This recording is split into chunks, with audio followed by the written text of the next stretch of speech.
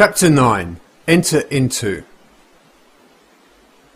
If the spectator would enter into these images in his imagination, approaching them on the fiery chariot of his contemplative thought, if he could make a friend and a companion of one of these images of wonder, which always entreats him to leave mortal things as he must know, then would he arise from his grave, then would he meet the Lord in the air, and then would he be happy. Blake. Imagination, it seems, will do nothing that we wish until we enter into the image of the wish fulfilled. Does not this entering into the image of the wish fulfilled resemble Blake's void outside of existence, which if entered into englobes itself and becomes a womb? Is this not the true interpretation of the mythical story of Adam and Eve, man and his emanation? Are not man's dreams of fancy his emanation, his Eve in whom he plants himself in all her nerves, just as a husbandman his mould, and she becomes his dwelling place, and garden fruitful 70-fold? The secret of creation is the secret of imagining. First desiring, and then assuming the feeling of the wish fulfilled, until the dream of fancy, the void outside existence, is entered and englobes itself and becomes a womb, a dwelling place, and a garden fruitful 70-fold. Note well that Blake urges us to enter into these images. This entering into the image makes it englobe itself and become a womb.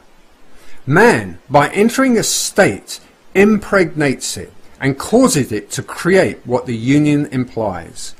Blake tells us that these images are shadowy to those who dwell not in them, mere possibilities, but to those who enter into them, they seem the only substances.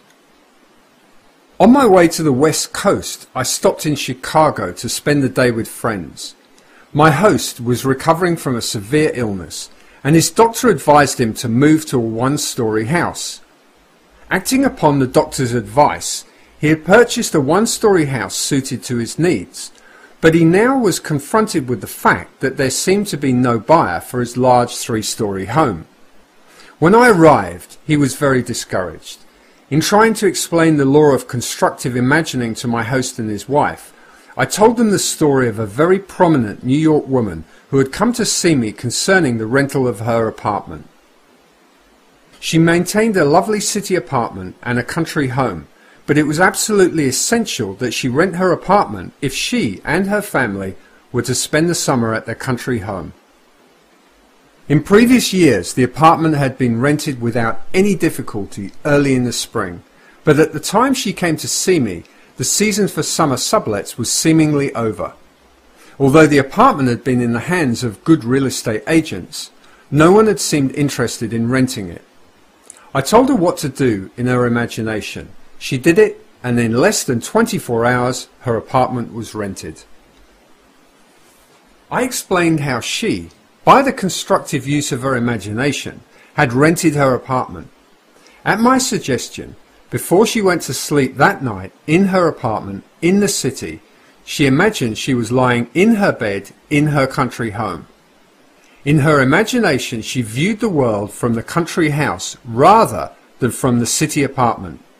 She smelled the fresh country air. She made this so real that she actually drifted off to sleep, feeling that she was in the country. That was on the Thursday night. At 9 o'clock the following Saturday morning, she phoned me from her country home and told me that on Friday, a highly desirable tenant, who met all of her requirements, not only rented her apartment, but rented it on one condition, that he could move in that very day. I suggested to my friends that they build an imaginal structure as this woman had done, and that was to sleep imagining they were physically present in their new home, feeling they had sold their old home. I explained to them the wide difference between thinking of the image of their new house and thinking from the image of their new house. Thinking of it is a confession they are not in it. Thinking from it is proof that they are in it. Entering into the image would give substance to the image. their physical occupancy of the new house would follow automatically. I explained that what the world looks like depends entirely on where man is when he makes his observation, and man, being all imagination, must be where he is in imagination. This concept of causation disturbed them, for it smacked of magic or superstition, but they promised they would try it. I left that night for California, and the following evening the conductor on the train in which I was travelling handed me a telegram.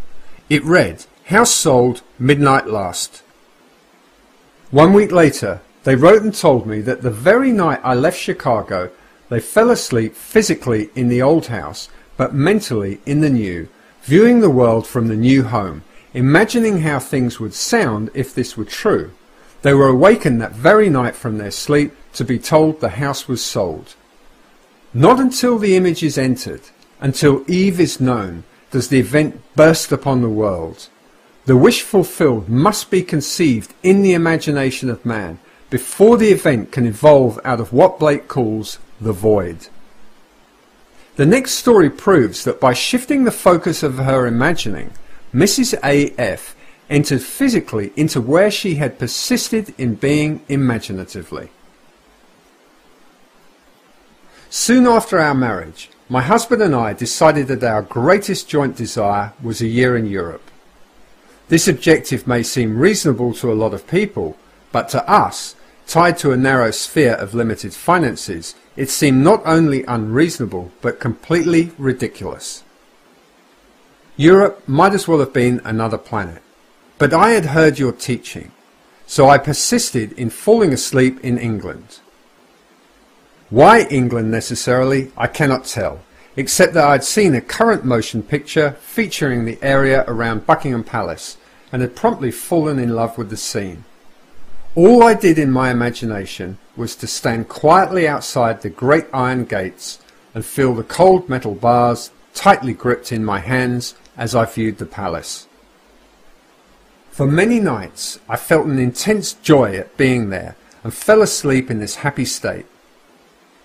Soon after, my husband met a stranger at a party who, within a month, was instrumental in securing a teaching fellowship for him at a great university.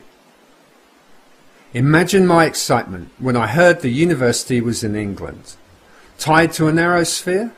Within another month we were crossing the Atlantic, and our supposedly insurmountable difficulties melted as though they had never existed. We had our year in Europe, one of the happiest years of my life. MF. What the world looks like depends entirely on where man is when he makes his observations. And man, being all imagination, must be where he is in imagination. The stone which the builders rejected has become the chief cornerstone. That stone is imagining. I acquaint you with this secret and leave you to act or react. This is the famous stone that turneth all to gold, for that which God doth touch and own cannot for less be told. George Herbert. My home is old, but it is mine. I wanted the exterior painted and the interior redecorated, yet I had no money to accomplish either objective. You told us to live as though our desire is already a reality, and this I began to do, imagining my old house with brand new coats of paint, new furnishings, new decoration, and all the trimmings. I walked in my imagination through the newly decorated rooms. I walked around the outside admiring the fresh paint, and at the end of my imaginal act I handed the contractor a cheque for full payment. I entered this imaginal scene faithfully as often as I could during the day and each night before I fell asleep. Within 2 weeks I received a registered letter from Lloyd's of London telling me I'd inherited $7,000 from a woman I'd never met. I had known her brother slightly almost 40 years before and had performed a small service 15 years ago for the lady when this brother had died in our country, and she had written to me asking for particulars regarding his death, which I was able to provide. I had not heard from her since that time. Now, here was the check for $7,000, more than enough to cover the cost of my house restoration, plus many, many other things I desired. ECA. He who does not imagine in stronger and better lineaments, and in stronger and better light than his perishing and mortal eye can see, does not imagine at all. Blake. Unless the individual imagines himself someone else, or somewhere else, the present conditions and circumstances of his life will continue in being, and his problems will reoccur, for all events renew themselves from his constant images. By him they were made, by him they continue in being, and by him they can cease to be. The secret of causation is in the assembled imagery, but a word of warning: the assemblage must have meaning. It must imply something, or it will not form the creative activity, the word.